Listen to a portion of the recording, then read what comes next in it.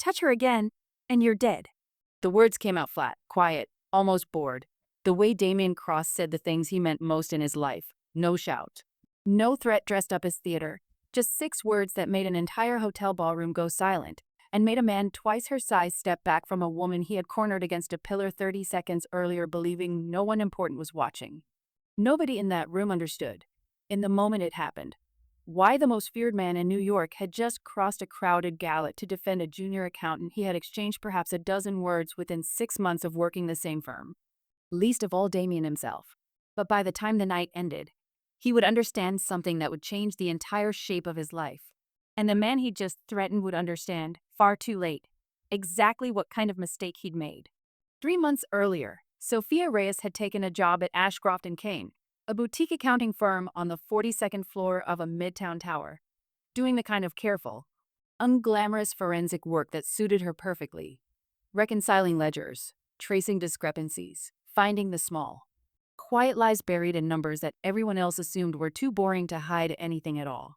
She was 29, precise in everything she did, and had learned, over several years in an industry that did not particularly welcome women who asked too many careful questions, exactly how to make herself small enough to be underestimated and sharp enough to matter anyway. She did not know, when she accepted the position, that Ashcroft & Kane handled the legitimate facing accounts of several clients whose money did not come from anywhere legitimate at all, including 3 floors up in a private office suite the junior staff rarely saw, the holding companies belonging to Damian Cross. Damian noticed her the way he noticed very little in his life anymore, by accident, and against his own better judgment. He had come to the firm's offices on a Tuesday afternoon for a routine meeting with the senior partner, David Ashcroft, a man he trusted the way he trusted most people in his world, conditionally, and with several contingency plans already in place. He was walking the long hallway toward Ashcroft's corner office when he passed a smaller room where a woman sat alone at a desk stacked with files, muttering something under her breath at a spreadsheet that had apparently displeased her. "That account doesn't reconcile," she said, not looking up, not realizing or perhaps not caring who had paused in her doorway. "Whoever built this transfer schedule wanted it to look clean. It isn't clean. It's just complicated enough that nobody bothered checking twice." Damian, who had spent considerable money over the years making sure his own transfer schedules looked exactly that kind of complicated, felt something colder than curiosity move through him. "Which account?" he asked. Sophia looked up then, registering quickly, professionally, without any of the flustered deference most people in this building offered him. Exactly who was standing in her doorway, and gave him nothing more than a level, appraising look before answering. "That's client information," she said. "I don't discuss it with people who aren't on the file."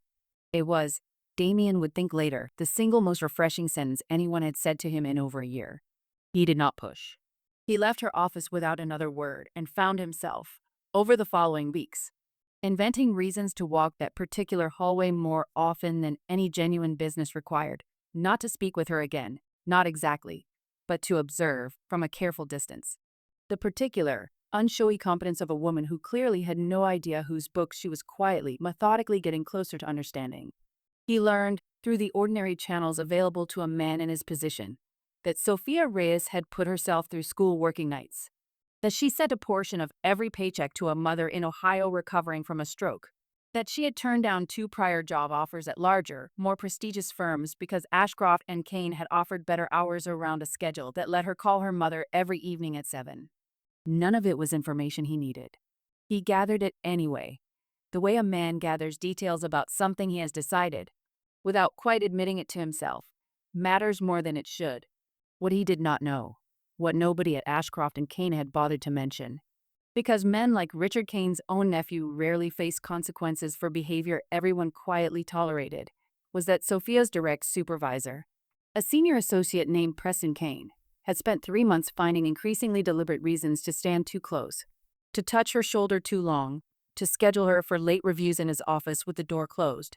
Each incident small enough on its own that reporting it felt, to Sophia, like something she'd be laughed out of the building for even mentioning. She had not told anyone. She had simply started keeping her office door propped open, started scheduling her own late work for hours when other staff remained nearby, started building the same kind of careful, defensive precision into her workday that she'd learned to build into everything else in a life that had taught her, early and thoroughly. That help rarely arrived before you'd already learned to protect yourself. She did not know that at the firm's annual gala 3 weeks later, held in a hotel ballroom full of clients, partners, and the particular breed of powerful men who believed a crowded room made their behavior invisible instead of simply witnessed, Preston Kane would finally run out of subtlety entirely, and that the one man in that ballroom who happened to be watching would not require an explanation before he crossed the room. The gala had been going for 2 hours when Sophia felt Preston Kane's hand close around her wrist and pull her toward the quieter alcove behind the ballroom's east pillar. She had been standing near the bar, nursing a single glass of wine she'd been holding mostly for something to do with her hands, when he approached with the easy, practiced smile he always wore in front of other people. The smile that made every complaint she might have made sound in advance, like an overreaction.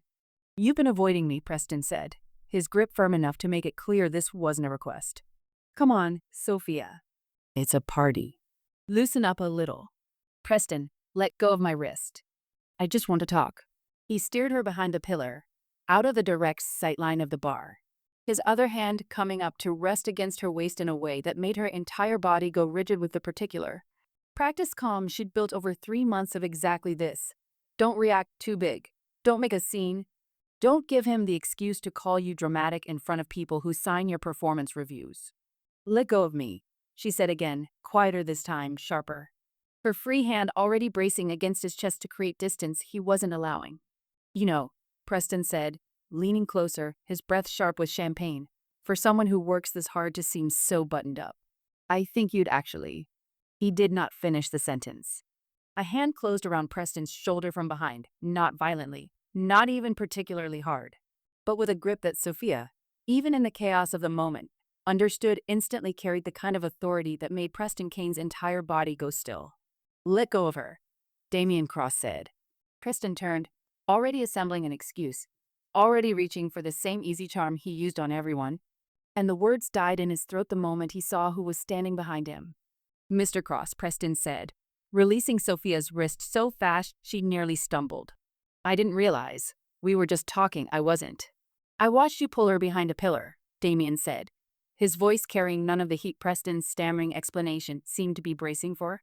Something worse than heat, a flat, level calm that made several nearby guests go quiet without fully understanding why. "I watched her tell you to let go of her. Twice. It was nothing.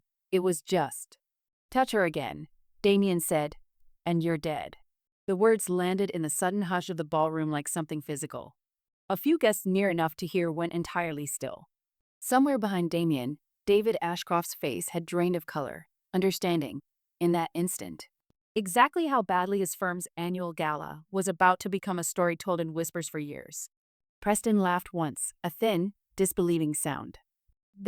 You can't be serious. That's insane, I'm not." "I have never once," Damian said, "made a promise I didn't intend to keep. Ask anyone in this room who's known me longer than 5 minutes. Nobody in that ballroom laughed after that." Preston Kane, pale and visibly shaking now, backed away without another word, disappearing toward the far side of the room with a fast and dignified retreat of a man who had just understood, far too late, exactly whose employee he'd spent 3 months harassing.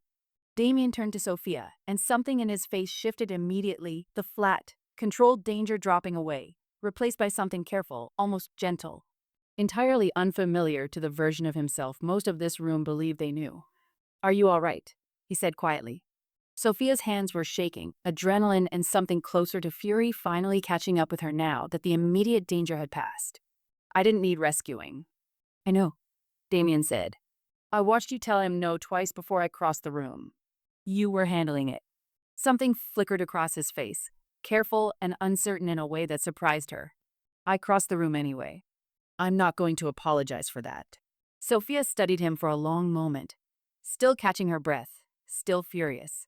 Though she was no longer entirely certain, watching his face, whether the fury was aimed at Preston, or at the room full of people who had watched for 3 months and said nothing, or at the strange, unwelcome fact that the one person who'd finally intervened was a man whose reputation should have terrified her more than Preston Kane ever had. "How long have you known?" she said. "About him." Something in Damian's expression tightened. "Tonight." "I didn't know before tonight." "But you knew something," Sophia said. "About me." You've been walking past my office for weeks, Mr. Cross. I noticed. I'm an accountant. Noticing things is my entire job. For the first time since she'd met him, Damian Cross looked, briefly, like a man caught without a prepared answer. I noticed you were good at your job, he said finally. I noticed you weren't afraid of me. I've spent a lot of years around people who are afraid of me for reasons that have nothing to do with who I actually am. Reyes. It was refreshing. Sophia looked at him for a long moment, the adrenaline finally beginning to ebb, replaced by something more complicated, wariness still, and exhaustion, but underneath it, an unwilling curiosity about a man who had just publicly threatened murder on her behalf with the same flat calm he might use to order dinner. I should go home, she said. Let me have someone drive you, Damian said. Not an offer with strings attached. Just after tonight. I'd rather know you got home safely than wonder. Sophia hesitated, weighing the offer against every instinct that told her getting closer to Damian Cross was its own kind of danger entirely. Separate from and possibly larger than anything Preston Kane had ever represented. Fine, she said finally. But this doesn't mean anything, Mr. Cross. You didn't rescue a damsel tonight. You witnessed a coworker deal with a harassment problem that HR should have handled 3 months ago. Something that might almost have been a smile touched the corner of Damian's mouth. The first genuine one Sophia had seen from him in 3 months of quiet, careful observation. Understood, he said. Reyes. Neither of them noticed.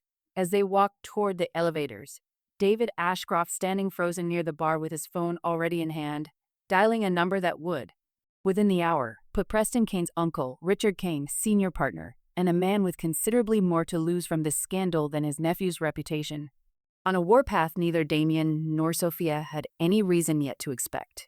Richard Kane arrived at the office before 7 the next morning, and by 7:15, Sophia understood, with the particular sinking clarity of someone who had seen this exact pattern play out before in other jobs, that she was the one about to pay for last night, not Preston.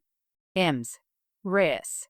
Richard's voice was clipped, professional, the tone of a man who had already decided how this conversation would end before it began. Please, sit down. Sophia sat, already cataloging exits, already bracing. What happened last night at the gala was regrettable, Richard said. But I want to be very clear that this firm takes allegations of misconduct extremely seriously, and we will be conducting a full internal review. An internal review, Sophia repeated flatly. Of Preston's behavior.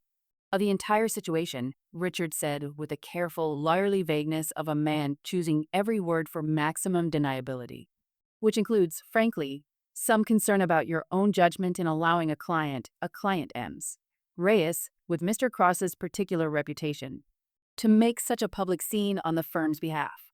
Sophia stared at him. You're concerned about my judgment, because your nephew cornered me behind a pillar and a client stopped him. I'm concerned, Richard said, his composure fraying slightly at the directness of it, about the optics of a junior associate becoming entangled publicly with a man whose business dealings this firm has spent considerable effort keeping at a professional distance. Preston's behavior, whatever it was, is a separate matter that will be handled internally and discreetly. Your continued employment here, however, depends on your discretion about last night going forward. It took Sophia a full 3 seconds to understand exactly what she was being told. That her job, the one that let her call her mother in Ohio every evening at 7, the one she'd built for 3 years out of careful, precise, unglamorous competence, was being quietly threatened as leverage to keep her quiet about a man who had harassed her for 3 months. You're firing me, she said slowly, for being harassed. By your nephew. I'm suggesting, Richard said, that a firm this size can't afford the kind of scrutiny that comes with a scene like last night.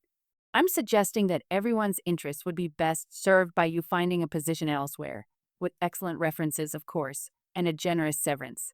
Sophia sat very still, the careful, controlled calm she'd built over 3 months of enduring Preston's behavior finally, quietly cracking under a different kind of pressure entirely, not fear now, but a cold, clear fury that felt, for the first time in a long time, entirely justified. I want that offer in writing, she said.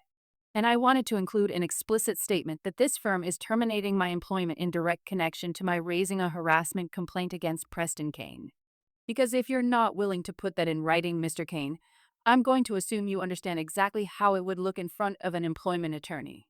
Richard's composure finally, visibly slipped. Reyes. I'll have my things out by noon, Sophia said, standing, her hands steady now despite everything shaking beneath the surface. Please have HR email the details.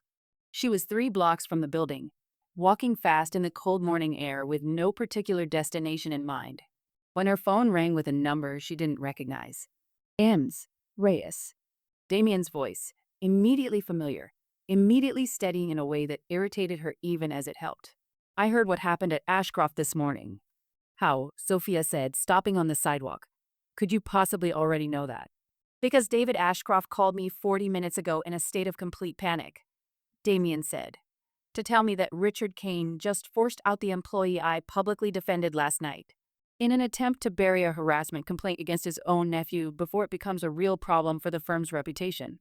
His voice had gone flat and cold again, the same tone he'd used with Preston at the Pillar. I want you to know that whatever happens next, that firm no longer has my business. I've already instructed my legal team to begin moving every account. Sophia stood on the sidewalk, phone pressed to her ear, feeling something complicated move through her, gratitude, tangled with a wariness she couldn't quite shake, tangled with something else entirely that she didn't yet have a name for. You don't have to fix my career, Mr. Cross, she said. I can handle Richard Kane. I know you can, Damian said. I watched you handle Preston for 3 months before I even understood what I was watching. I'm not calling to fix anything, Sophia. I'm calling because I think you should know exactly what kind of man just forced you out, and exactly what he's about to discover when he realizes what it costs him. And what's that?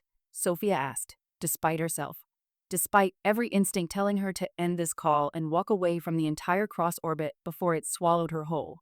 That firm's entire operating budget, Damian said, runs on 3 major accounts. Mine is the largest.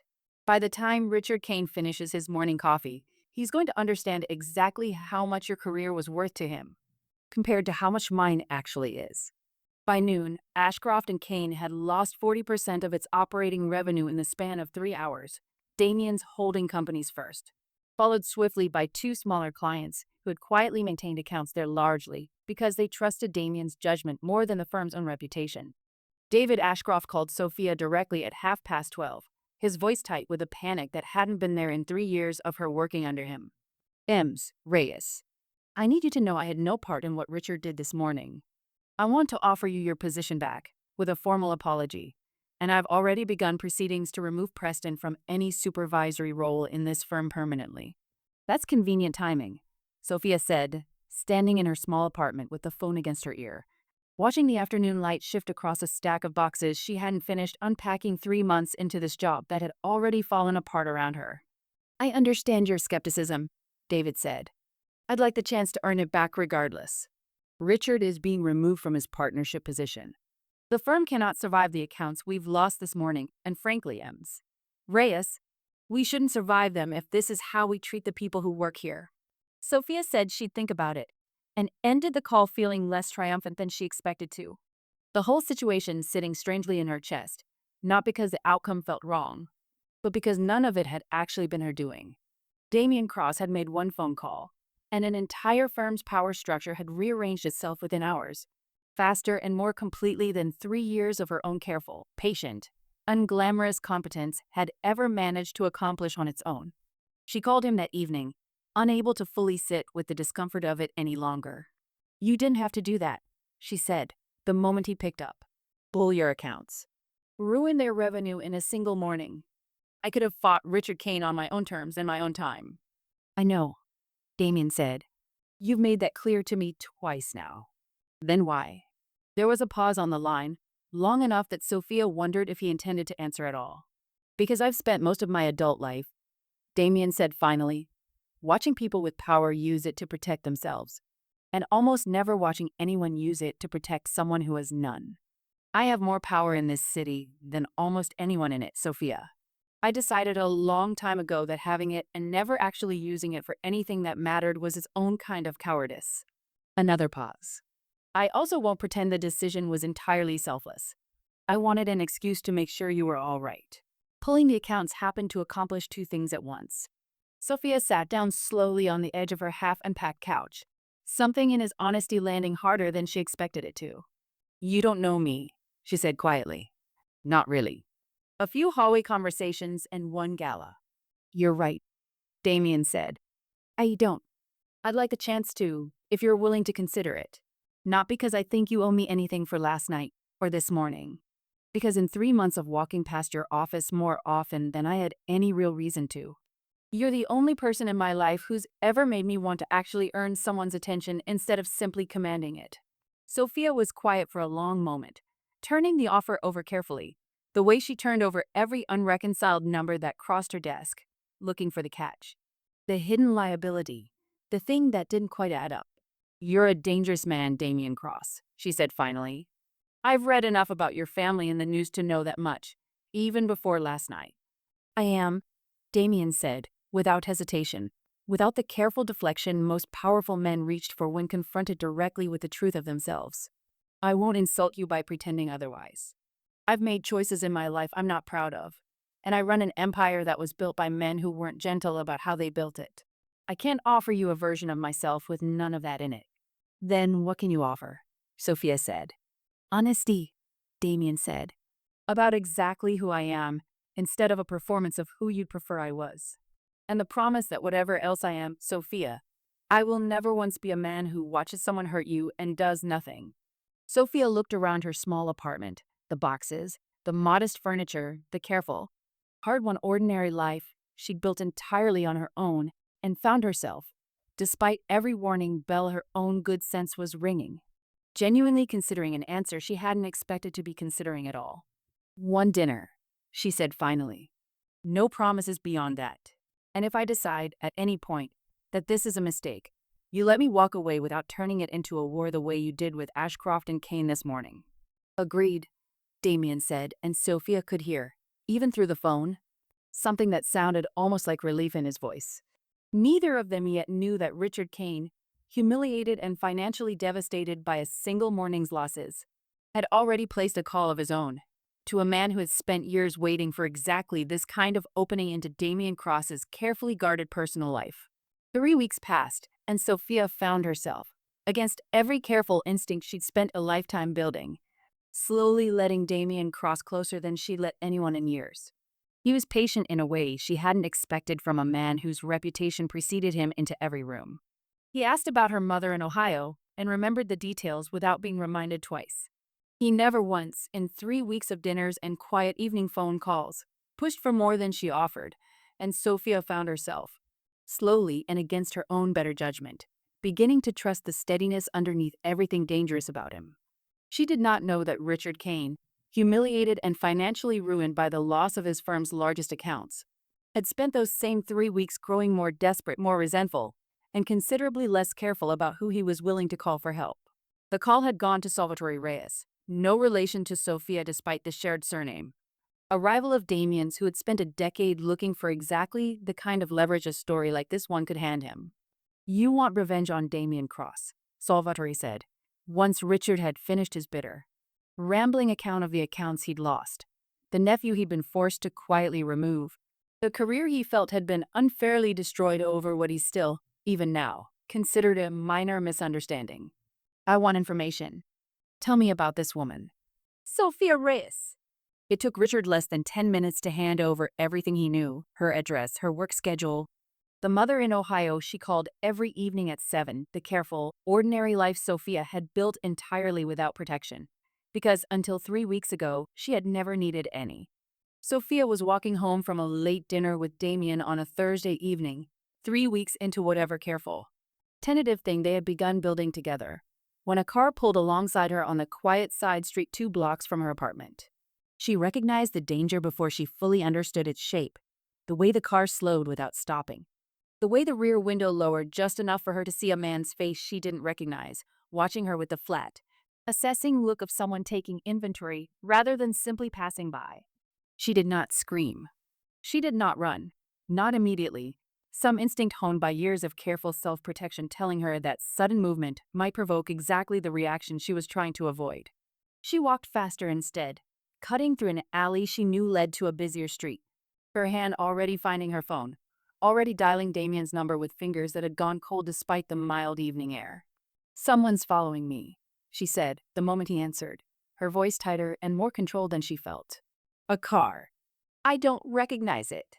Damian's voice changed instantly, every trace of the warm, patient man from dinner an hour earlier dropping away entirely. Where are you? Exactly. She told him, walking fast, not running, her eyes tracking every shadow, every parked car, every person on the sidewalk who might or might not be paying her too much attention. Marcus is 4 minutes out, Damian said. Stay on the phone with me. Keep walking toward the main street. Don't go home yet. If someone's watching your apartment, that's exactly where they'll expect you to go. Damian, what is happening? I don't know yet, he said, and she could hear underneath the controlled urgency something that sounded almost like fear, an emotion she hadn't yet heard from him in 3 weeks of careful, guarded honesty. But I intend to find out in the next hour, and I promise you, whoever is behind this is about to understand exactly what kind of mistake they just made. Marcus's car found her 3 minutes later, pulling alongside her at the busy intersection she'd been aiming for. The passenger door already opened before it had fully stopped. Sophia climbed in without hesitation, her hands shaking now that the adrenaline had somewhere safe to land, and looked back through the rear window in time to see the same dark car that had followed her slow hesitate, and finally turn off down a side street, whoever was inside apparently unwilling to press their luck with Marcus's arrival. Damian was waiting at his own estate 20 minutes later, and the moment Sophia stepped out of the car, he crossed the distance between them faster than she'd ever seen him move, pulling her into an embrace that carried none of the careful, measured distance he'd maintained for 3 weeks. I'm all right, she said into his shoulder, though her voice shook more than she wanted it to. Damian, I'm all right. You're not all right, Damian said, his voice rough in a way she'd never heard from him. Someone followed you through your own neighborhood tonight, and I need you to tell me the truth, Sophia. Has anything like this happened before? Any strange calls, any sense of being watched, anything at all? Sophia pulled back slightly, searching his face, and understood, watching the barely controlled fury underneath his careful composure, that whatever came next was not going to be a conversation. It was going to be a reckoning. No, she said. Nothing, until tonight. Then this is connected to me, Damian said, already reaching for his phone. Already dialing Marcus with instructions Sophia couldn't fully follow but understood, instinctively, were the opening moves of exactly the kind of war his world was built to wage. And I intend to find out exactly who decided that hurting you was an acceptable way to reach me. It took Marcus less than 6 hours to trace the plate on the car back to a rental agency, and less than 2 more to connect the rental to a man on Salvatore Reyes' payroll, a man who, under the particular, controlled pressure Damian's organization was known for, gave up Richard Kane's name within 20 minutes of being questioned.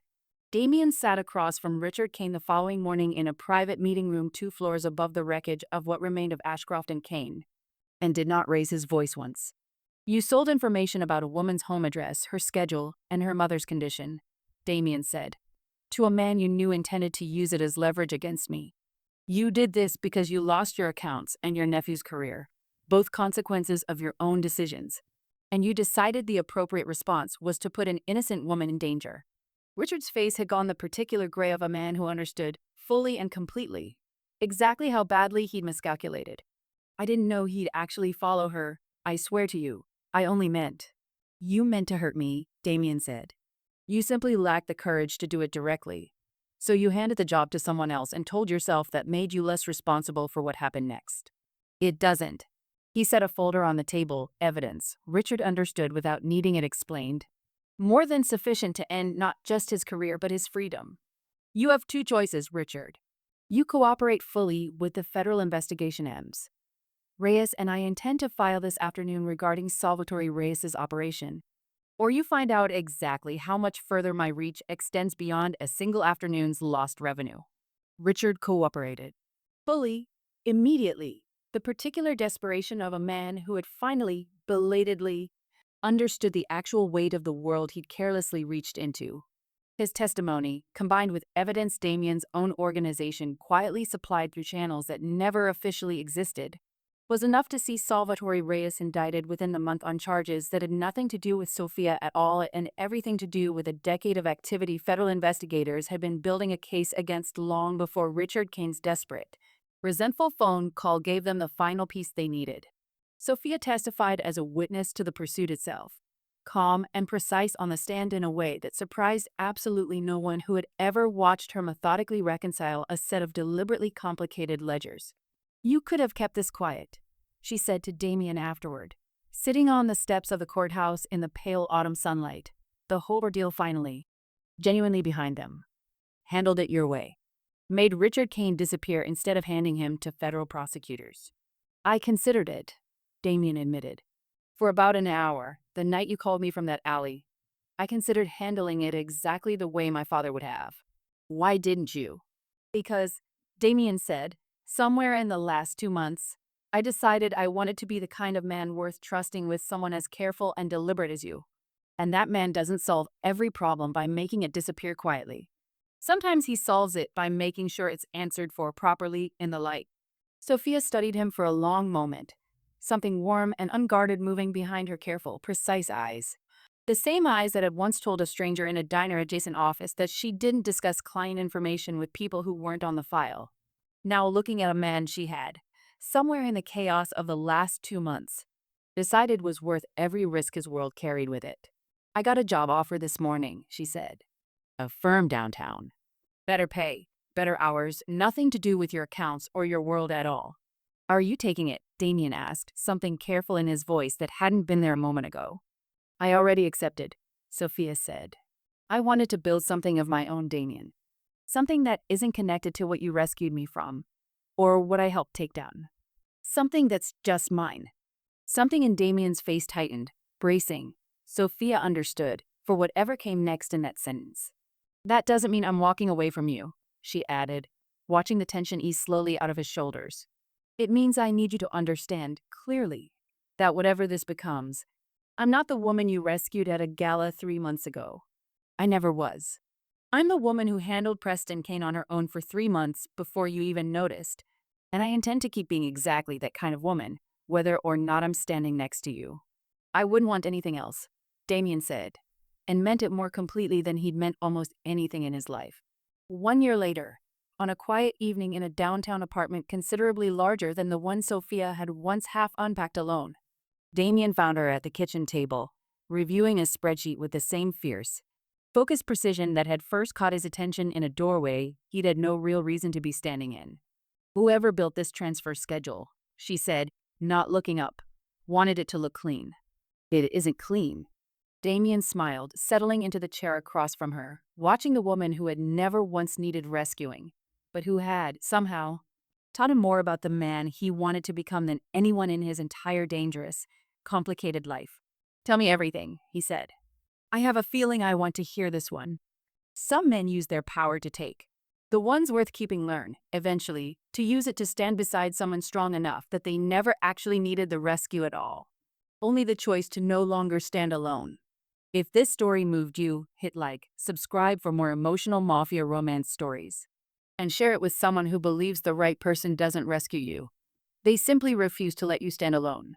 Do you think Sophia was right to build her own path, even after everything Damian did for her?